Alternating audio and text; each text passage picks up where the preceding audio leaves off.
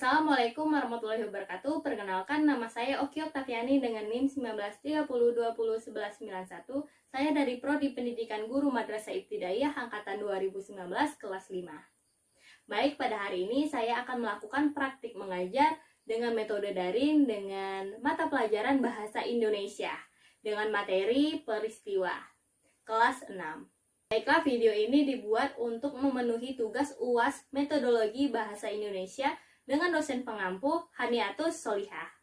Halo anak-anak, Assalamualaikum warahmatullahi wabarakatuh. Bagaimana kabar kalian hari ini? Baik? Alhamdulillah. Semoga kalian sehat walafiat ya. Nah, gimana anak-anak? Sudah siap untuk belajar?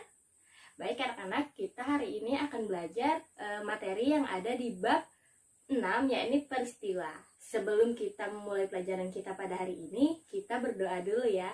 Kalian di rumah sudah berdoa? Kalau belum, kita berdoa bersama-sama ya. Tanganku di atas, tanganku di samping, tanganku di bawah, dilipat dengan rapi. Baik anak-anak, kita membaca surat Al-Fatihah terlebih dahulu ya. Wahid, Isnin, Salasa. Bismillahirrahmanirrahim. Alhamdulillahirrabbilalamin. Ar-Rahmanir-Rahim. Maliki yaumiddin. Iyyaka na'budu wa iyyaka nasta'in. Ihdinas syiratal mustaqim. Syiratal ladzina an'amta 'alaihim ghairil maghdubi 'alaihim waladdallin. Amin. Baik anak-anak, doa yang kedua adalah doa untuk memulai belajar. Siap? Wahid, Isnin, Salasa. Rabbi zidni ilma warzuqni fahma waj'alni minas sholihin. Gimana anak-anak, sudah berdoa semua kan? Baik, kita akan langsung masuk ke materi kita pada hari ini ya. Baik anak-anak, pada minggu kemarin kita telah belajar mengenai berita. Nah, untuk hari ini kita akan belajar bagaimana cara untuk menyimpulkan berita. Baik anak-anak, pada bab 6 ini kalian akan belajar mengenai cara untuk menyimpulkan berita. Nah, kamu akan diajak ke perpustakaan sebenarnya. Namun karena COVID kita tidak bisa bertemu untuk ke perpustakaan sekolah kita. Nah, untuk itu ibu akan membacakan isi teks berita. Lalu kalian akan menyimpulkan apa-apa saja hal-hal yang penting yang ada di dalam berita tersebut. Baik anak-anak, pada bab ini juga kalian akan belajar tentang identitas buku. Nah, identitas buku tersebut terdiri dari judul buku, nama pengarang, penerbit, jumlah halaman, dan juga isi buku. Nah, setelah itu kalian akan membuat laporan. Nah, untuk membuat laporannya, ibu meminta kepada kalian untuk membuat sebuah video tentang identitas buku. Nah, setelah itu kita akan belajar bagaimana cara untuk membaca intensif. Nah, kamu akan berlatih menemukan dan juga mengartikan makna yang tersirat yang terdapat pada bacaan yang kalian baca atau yang ibu baca. Selanjutnya, kalian juga akan belajar tentang cara menulis surat undangan resmi yang sesuai dengan struktur surat resmi. Kalian juga akan mengetahui cara untuk memberikan nomor surat dengan ejaan yang benar. Pada akhir pembelajaran, bacalah rangkumanmu agar pemahamanmu semakin meningkat. Selanjutnya, kalian akan mengetahui cara menulis nomor surat dengan ejaan yang benar. Kita masuk materi yang pertama, yakni menyimpulkan isi berita. Nah, pada awal pembelajaran ini, kalian akan mendengarkan pembacaan berita. Setelah pembelajaran ini berlangsung, kalian diharapkan untuk mencatat hal-hal penting dari berita yang telah kalian dengarkan. Kamu juga diharapkan dapat menjawab pertanyaan tentang isi berita. Selanjutnya, kamu akan dapat menyimpulkan isi berita yang telah kalian dengarkan. Baik anak-anak, sudah siap untuk mendengarkan berita? Ibu akan membacakan satu berita, lalu kalian catat hal-hal penting yang ada di dalam berita tersebut. Oke? Warga mengelilingi benteng. Ribuan warga Yogyakarta dan sekitarnya menjalani kegiatan tapa bisu mubeng benteng, yaitu berjalan kaki dengan membisu, tidak berbicara, berkeliling benteng keraton Yogyakarta Hadiningrat. Kegiatan itu untuk menyambut Tahun Baru Jawa, 1 Suro, Kamis 10 Januari 2008, tepat pukul 00.00 waktu Indonesia Barat. Kegiatan tersebut dimulai dari kebun keraton dilepas oleh penggagang Kuadenan Penitepura Keraton Joyo Kusumo. Ia adalah adik Sri Sultan Hamengkubuwono ke-9. Saat memimpin upacara pemberkatan, Joyo Kusumo meminta agar para peserta memanjatkan doa kepada Tuhan Yang Maha Esa, agar bangsa Indonesia diberikan keselamatan dan juga kesejahteraan serta dihindarkan dari bencana. Di berita yang Ibu tadi sampaikan, jawablah beberapa pertanyaan ini. Nah, yang pertama, apa yang dilakukan ribuan warga Yogyakarta dalam menyambut 1 Suro? Yang kedua, siapa yang melepas kegiatan tersebut? Yang ketiga, dari mana dimulai kegiatan tersebut? Yang keempat, apa pesan yang disampaikan pemimpin upacara kepada para peserta? Yang kelima, bagaimana pendapatmu mengenai kegiatan tersebut? Yang keenam, mengapa kamu berpendapat seperti itu? Berilah alasanmu. Nah, anak-anak, untuk pertanyaan tadi silahkan kalian jawab, terus kalian foto lalu kirimkan kepada ibu ya. Menyimpulkan isi berita. Nah, setelah kamu mendapatkan hal-hal penting dari berita, kamu dapat menyimpulkan isi berita. Bagaimana cara menyimpulkannya? Baik anak-anak, membuat kesimpulan agak berbeda dengan membuat ringkasan. Ringkasan adalah bentuk ringkasan dari berita yang didengar. Jadi membuat ringkasan dapat dilakukan dengan cara merangkai hal-hal penting dari berita dalam suatu jalinan paragraf yang padu dan juga runtut. Kamu tinggal memberikan kata penghubung yang tepat sehingga menghasilkan ringkasan yang tepat dan juga lengkap. Untuk kesimpulan, simpulan mengutamakan pendapat atau tanggapan serta penilaian. Jadi membuat kesimpulan adalah berdasarkan isi yang diberi tambahan pendapat atau penilaian dari ringkasan tersebut. Nah, hal yang diringkas tersebut mungkin ada yang sebagian dihilangkan, susunan pun bisa tidak berurutan seperti aslinya.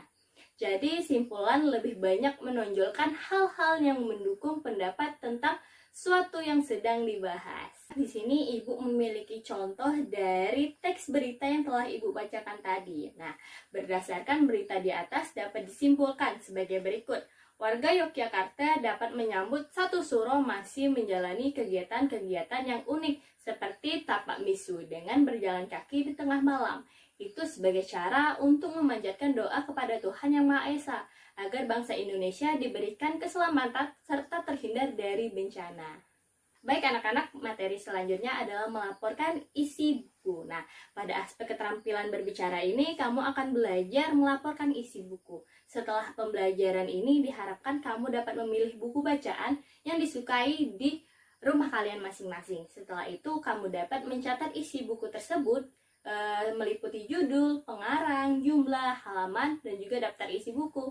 Kegiatan selanjutnya, kamu diharapkan untuk dapat melaporkan isi buku secara video kepada ibu. Baik anak-anak, untuk mengetahui isi identitas buku, kalian harus membaca dengan cermat, lalu kalian lihat sampul hingga daftar pustaka. Baik anak-anak, untuk mengetahui isi dari identitas buku, kalian harus mengetahui apa judul buku tersebut, siapa pengarang buku tersebut diterbitkan pada penerbit apa, tahun berapa buku tersebut terbit pertama kali, berapa jumlah halaman buku tersebut, apa isi buku tersebut, sampaikanlah secara singkat, bab-bab dan juga subbab yang ada. Baik anak-anak, di sini Ibu memiliki contoh dari laporan isi buku.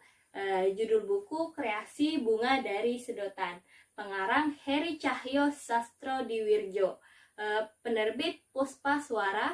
Tahun terbit pertama 2002. Jumlah halaman 84. Isi buku.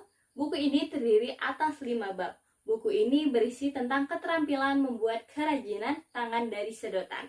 Pada bab ini, pendahuluan penulis mengenalkan bunga dari sedotan. Bab kedua mengenalkan bahan dan alat yang digunakan untuk membuat bunga. Bab ketiga dan keempat menerangkan aneka bunga dari sedotan. Bab kelima berisi tentang prospek bisnis bunga sedotan.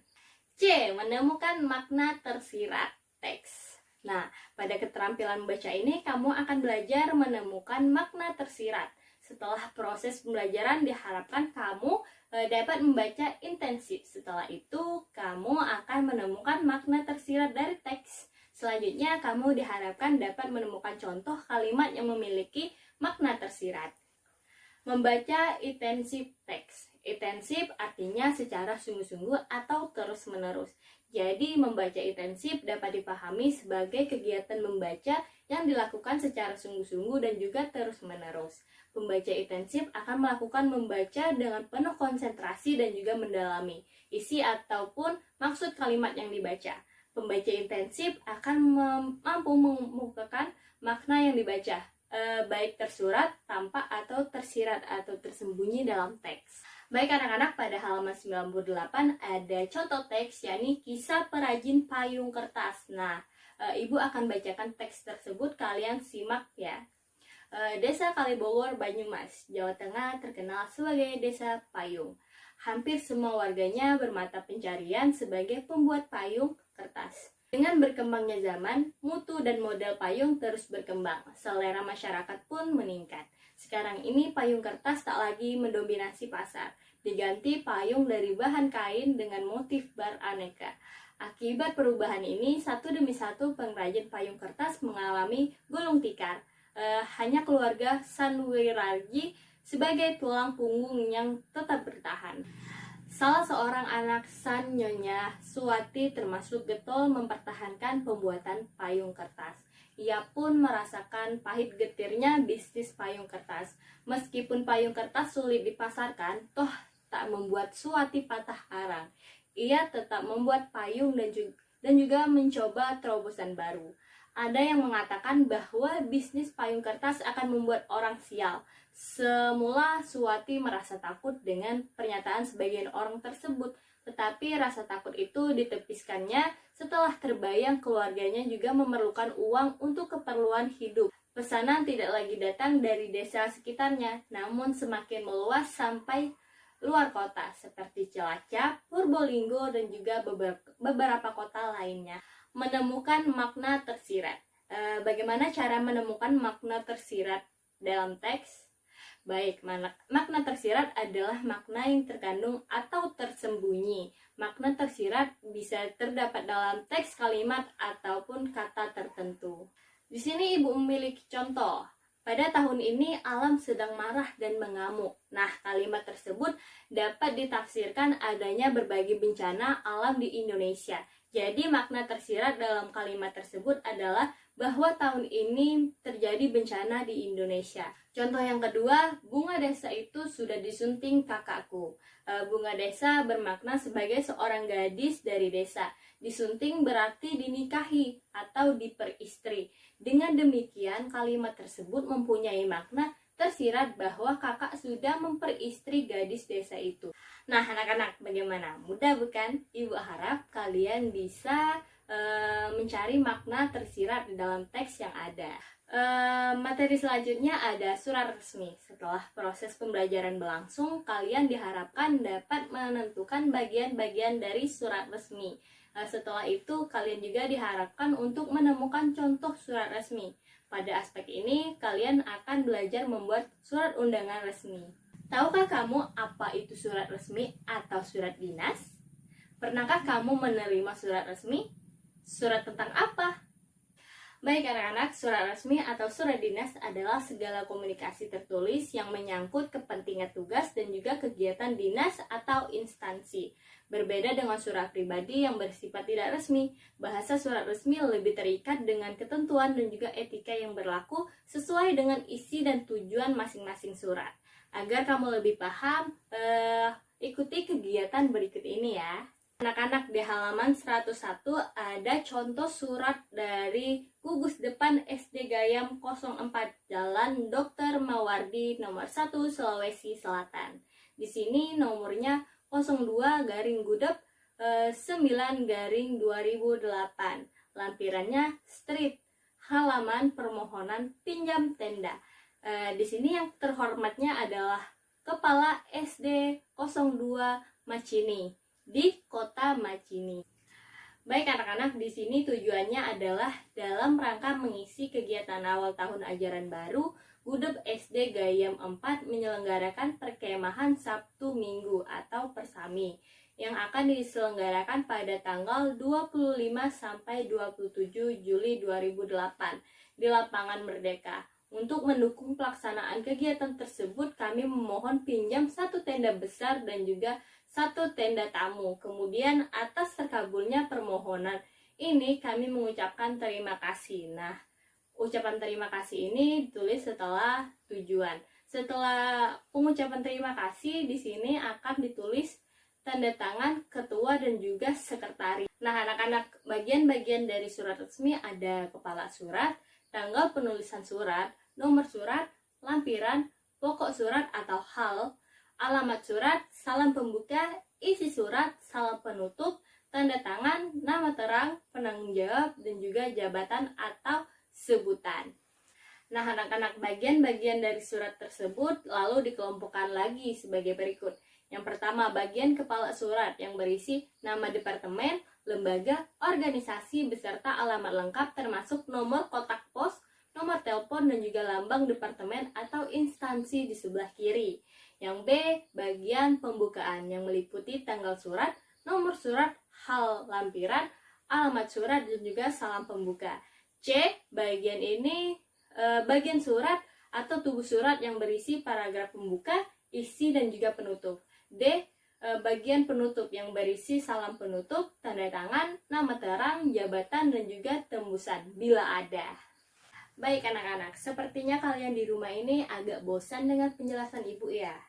Baik, sebelum kita lanjutkan materi lagi, kita akan peregangan dulu. Bagaimana? Setuju? Setuju dong. Baik anak-anak, di sini ibu punya satu tepukan, yakni tepuk Coca-Cola. Ada yang tahu? Ibu akan mempraktekkan bagaimana tepuk Coca-Cola. Kalian di rumah harap untuk diperhatikan ya. Tepuk Coca-Cola, Coca-Cola, Cola-Cola, Coca-Cola, zep, brrr. Gimana? Sekali lagi ya. Tepuk Coca-Cola, Coca-Cola, Cola-Cola, Coca-Cola, zep, brrr. Gimana? Kalian di rumah ikuti ibu ya. Kita bareng-bareng lakukan tepuk Coca-Cola. Gimana? Siap? 1, 2, 3. Tepuk Coca-Cola, Coca-Cola, Cola-Cola, Coca-Cola, zep, brrr. Gimana? Udah semangat lagi? Baik, kita lanjutkan materi kita. Oke? Tanda baca pada nomor surat. Dalam surat dinas, nomor dan kode surat sangat penting. Apa guna kode nomor surat tersebut? Nomor surat dan kode surat sangat bermanfaat untuk memudahkan pengarsipan, sehingga apabila sewaktu-waktu diperlukan mudah untuk ditemukan. Bagaimana sih cara penulisan nomor dan kode surat? Baik, silakan kalian buka halaman 104. Penulisan nomor dan kode surat diatur sebagai berikut. A. Di antara nomor dan kode surat dipakai garis miring. Contoh, nomor 001 garing 003 street 11 garing 9.2007. Baik anak-anak, kata nomor lengkap itu diikuti tanda titik 2. Tidak diperkenankan dengan menulis nomor ditulis dengan NOMOR huruf kecil semua, atau NOMER, atau NO, ataupun NO huruf besar. Contohnya dapat kalian lihat pada halaman 104. Nomor 001 garing 003.11, bukan nomor 001 garing 003.11, ataupun NO atau N besar O kecil 001 garing 003.11.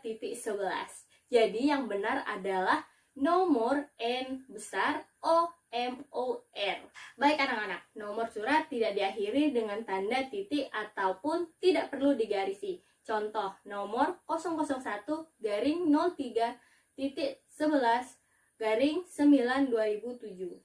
Nah, bagaimana anak-anak? Sudah mengerti dengan penjelasan ibu tadi? Kalau belum mengerti, kalian bisa bertanya langsung kepada ibu, atau kalian bisa mencari referensi lain di internet yang membuat kalian lebih paham. Baik anak-anak, ibu rasa pembelajaran kita pada hari ini cukup. Ibu yakin kepada kalian pada pintar semua, pada bisa menangkap dengan cepat. Ibu berharap kepada kalian untuk selalu semangat untuk belajar.